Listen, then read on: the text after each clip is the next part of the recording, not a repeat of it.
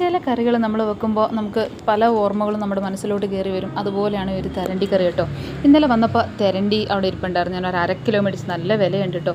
വന്നപ്പോൾ തന്നെ ഉപ്പും കുരുമുളകും കാശ്മീരി ചില്ലിയും കുറച്ച് പുളിവെള്ളം കൂടെ ചേർത്ത് നന്നായിട്ട് ഞെരടി തിരുമ്മി പിടിപ്പിച്ച് ഞാൻ ഫ്രിഡ്ജിലോട്ട് വെച്ചേച്ച് രാവിലെ എഴുന്നേറ്റ് ഒരു ചട്ടി അടുപ്പത്ത് വെച്ചു. ആവശ്യത്തിനുള്ള വെളിച്ചെണ്ണ ഒഴിച്ചു കൊടുത്തു, കടുകിട്ടു, ഉലുവ ഇട്ടു കേട്ടോ.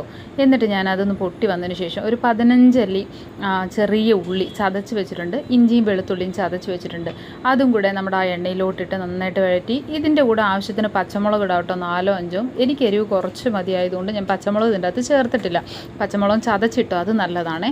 പിന്നെ ഞാൻ ആവശ്യത്തിനുള്ള ഉപ്പും കൂടെ ഇട്ട് നന്നായിട്ടൊന്ന് ഇളക്കി യോജിപ്പിച്ച് മൂപ്പിച്ച് അതിൻ്റെ പച്ച മണമെല്ലാം മാറി. ഉള്ളി ഇടുമ്പോഴേ, ചെറിയ ഉള്ളി ഇടുമ്പോൾ നല്ലൊരു മണം വരും. പിന്നെ ഞാൻ അതിൻ്റെ കൂടെ കുറച്ച് കറിവേപ്പിലയും കൂടെ ഇട്ടു കേട്ടോ. കറിവേപ്പില ഫ്രഷായിട്ട് ഇടുമ്പോൾ നല്ല മണം ഉണ്ടാകും. ഇത് കഴിഞ്ഞ ആഴ്ച മേടിച്ചതാണ്.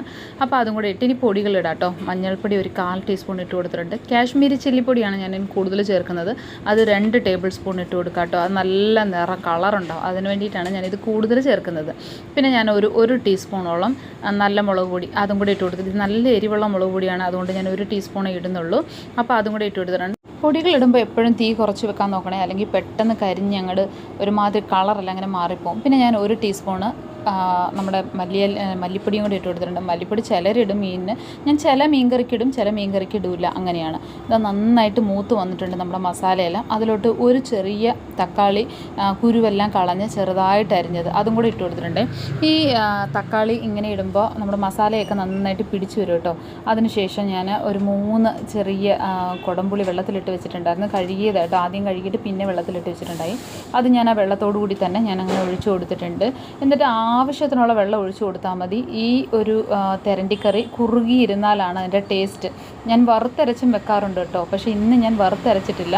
വറുത്തരയ്ക്കാതെ തന്നെ ഈ ഒരു ചാറ് നല്ല ടേസ്റ്റ് ആകും. ഇങ്ങനെ വെച്ച് കഴിഞ്ഞാൽ ആവശ്യത്തിന് ഞാൻ 1 കപ്പ് വെള്ളം മാത്രം ഒഴിച്ചു കൊടുത്തിട്ടുള്ളൂ. ഇപ്പോൾ ഉപ്പ് നോക്കിയപ്പോൾ ഉപ്പ് കുറവായിരുന്നു കേട്ടോ, അപ്പോൾ ഉപ്പും കൂടെ ഇട്ട് കൊടുത്തിട്ടുണ്ട്. പിന്നെ ഒരു കാര്യം ഓർക്കേണ്ടത്, ഞാൻ മീനിൽ ഓൾറെഡി ഉപ്പും കുരുമുളക് പൊടിയും മഞ്ഞൾപ്പൊടിയും കശ്മീരി ചില്ലിയും കൂടിയാണ് ഞാൻ പുരട്ടി വെച്ചിരിക്കുന്നത്. അപ്പോൾ അതിൻ്റെ അകത്ത് ഉപ്പുണ്ടാവും, അത് നോക്കിയിട്ട് വേണം എനിക്കിടാൻ.